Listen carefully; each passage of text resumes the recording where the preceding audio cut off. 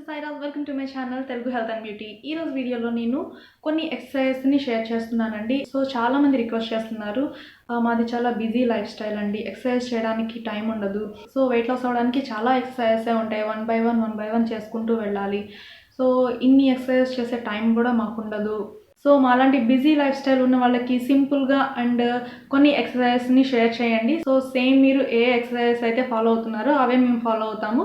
కొన్ని main exercises అనేవి share చేయండి అని చెప్పి రిక్వెస్ట్ చేశాను. సో వాళ్ళ కోసం ఈరోజు వీడియోలో నేను ఆ ఎక్సర్సైజెస్ని షేర్ చేస్తాను. సో బిజీ లైఫ్ స్టైల్ ఉన్న వాళ్ళు ఏం చేస్తారంటే ఈ ఎక్సర్సైజెస్ని లైన్గా చేసుకుంటూ వెళ్ళిపోండి.